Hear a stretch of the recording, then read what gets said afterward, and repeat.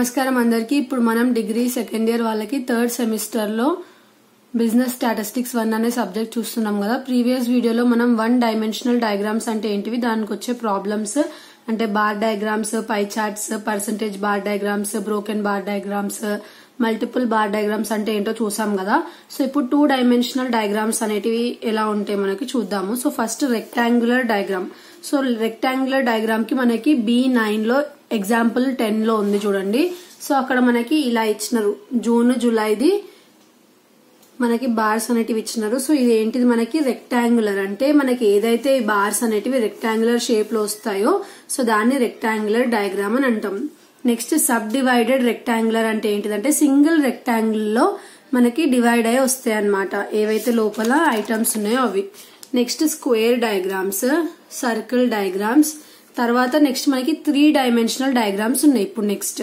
So next ఏంటిది, cube. 3 dimensional లో cube, pictograms. So pictograms అంటే పిక్చర్స్ టైప్, కార్టోగ్రామ్స్ అంటే ఏంటివంటే జియోగ్రాఫిక్. అంటే ఇప్పుడు ఏదైనా మ్యాప్ లో మనకి సింబల్స్ ఉంటాయి కదా, సింబల్స్ రూపంలో అన్ని, ఒక టెంపుల్ ఉంటే టెంపుల్ ది సింబల్ ఉంటది, మళ్ళీ ఏదన్నా రివర్ ఉంటే రివర్ సింబల్ ఉంటది అక్కడ. సో వీటిని కార్టోగ్రామ్స్ అని అంటాము. సో అది 3 డైమెన్షనల్ కింద వస్తుంది.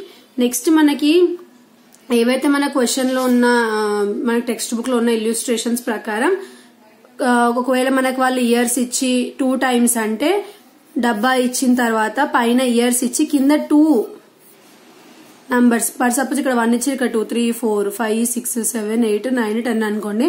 సో ఇలా ఇస్తే దీనికి ఒక సింగిల్ లైన్ వచ్చింది ఇక్కడ చూసినట్టయితే, మళ్ళీ కింద ఇచ్చిన దానికి మళ్ళీ సింగిల్ లైన్ వేసుకున్నాం మనం, అంటే పాయింట్స్ తీసుకున్నాము గ్రాఫ్ లో. అలా ఇస్తే అలా తీసుకున్నాం. ఇక్కడ B16 లో కూడా చూసినట్టయితే ఇంకొక ఎగ్జాంపుల్ కూడా సేమ్, మళ్ళీ B16 లో ఇల్యూస్ట్రేషన్ 13 కూడా ఎగ్జాంపుల్. ఇక్కడ 3 ఇచ్చినారు మనకి, మినిమం, మాక్సిమం, యావరేజ్ 3 ఇచ్చినారు. సో మూడిటివి కూడా పాయింట్స్ తీసుకున్నాం మనం. తర్వాత ఇల్యూస్ట్రేషన్ 14 లో మనకి జెడ్ షేప్ లో వచ్చింది, మీరు చూసినట్టయితే కర్వ్. సో ఇది మనకి B17. మీరు క్వశ్చన్ చూసుకుంటూ గ్రాఫ్ చూస్తే మీకు అర్థమవుతుంది. Next histograms.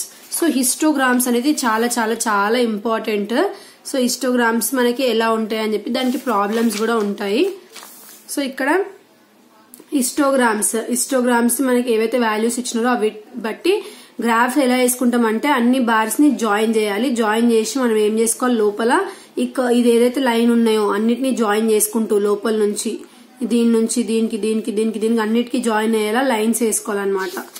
సో ఇదేంటి, ఫ్రీక్వెన్సీ పాలిగాన్ వేయండి హిస్టోగ్రామ్ లో అని అడిగితే. సో ఏదైతే మనకి ఇక్కడ బార్ డయాగ్రామ్ ఉందో హిస్టోగ్రామ్, ఒకవేళ మీకు క్వశ్చన్ లో వాళ్ళు వాల్యూస్ ఇచ్చి ఇయర్స్ ఇచ్చి ఒకవేళ హిస్టోగ్రామ్ డ్రా చేసి ఫ్రీక్వెన్సీ పాలిగాన్ వేయమంటే అప్పుడు హిస్టోగ్రామ్ లో బార్స్ అన్ని కనెక్ట్ చేస్తూ, అంటే వాళ్ళు ఇచ్చిన వాల్యూస్ ప్రకారమే బార్స్ వేసి మనం లైన్స్ అన్ని జాయిన్ చేస్తే అది frequency polygon.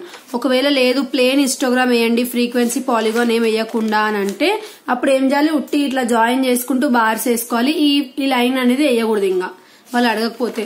Next without histogram, ఒకవేళ హిస్టోగ్రామ్ ఏం అడగలేదంటే నార్మల్ గా మనం ఎట్లా ఇక్కడ ఇప్పుడు 0 to 10 అని ఎలా ఇచ్చినారు, సో అవన్నీ ఇలా మనం వాల్యూస్ ఎంత వరకు ఉన్నాయో చూసుకోవాలి. ఇప్పుడు ఇక్కడ చూడండి 150 నుంచి స్టార్ట్ అయ్యి మనకి 1000 వరకు ఉంది. సో మనం 100 నుంచి తీసుకొని 1000 వరకు తీసుకున్నాము. సో ఇక్కడ 0 to 10 కదా, ఇవి కింద తీసుకున్నాం వాల్యూస్.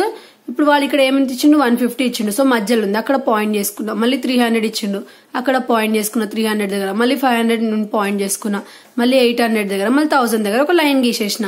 ఇది ఒక డయాగ్రామ్ అన్నమాట. Next ogive curves. So ogive curves అనేటివి మనకి ఒక్కొక్క షేప్ లో ఉంటాయి అన్నమాట. సో ఇక్కడ మనం చూసుకున్నట్టయితే ఇక్కడ ఇల్యూస్ట్రేషన్ B22 లో మనకు ఒక ఇల్యూస్ట్రేషన్ ఉంది.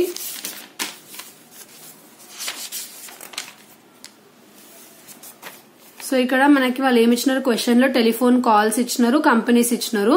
సో టెలిఫోన్ కాల్స్ ఇట్లా క్లాస్ ఇంటర్వెల్స్ లాగా ఇచ్చినారు. సో ఇది మనకి ఇన్క్లూజివ్ ఫామ్ లో ఉంది. మనం చూసుకున్నట్టయితే ఇక్కడ చూడండి, ఇది మళ్ళీ రిపీట్ అవ్వలేదు. సో ఇది ఇన్క్లూజివ్ ఫామ్ లో ఉన్నాయి క్లాస్ ఇంటర్వెల్స్.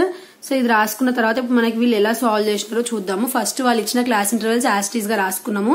వాళ్ళే ఏదైతే ఫ్రీక్వెన్సీస్ ఉన్నాయో అవి కూడా ఇచ్చినారు.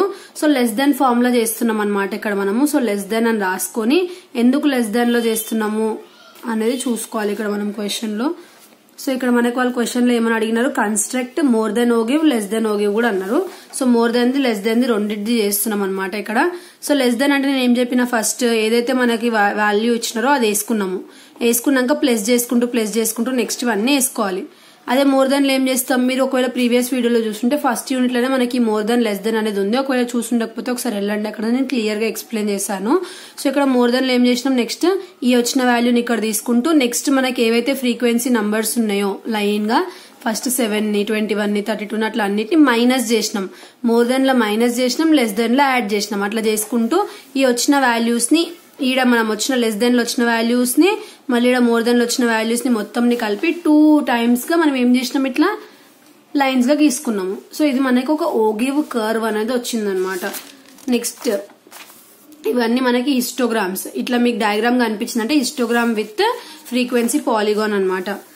సో ఇది కూడా సేమ్, ఒకవేళ లెస్ దెన్ మోర్ దెన్ అని అడిగితే మనం ఏం చేసుకోవాలి, ఫస్ట్ లెస్ దెన్ అంటే ఉన్న వాల్యూని వేసుకుంటూ నెక్స్ట్ ఉన్న నంబర్స్ అన్నిటిని యాడ్ చేసుకుంటూ వెళ్ళాలి. అదే మోర్ దెన్ ఉంటే ఇక్కడ వచ్చిన హైయెస్ట్ ది ఇక్కడ రాసుకొని దాంట్లో నుంచి మొత్తం లైన్ అన్ని మైనస్ చేసుకుంటూ వెళ్ళాలి. లాస్ట్ కి మనకి ఏదైతే ఇక్కడ ఇది ఉందో అదే ఇక్కడ వస్తుంది అనమాట. సో వచ్చింది కదా, ఇది మనకి more than less than. So ఇది సెకండ్ యూనిట్. నెక్స్ట్ వీడియోలో ఒకసారి మొత్తం అన్ని రివిజన్ చేద్దాము. Thanks for watching.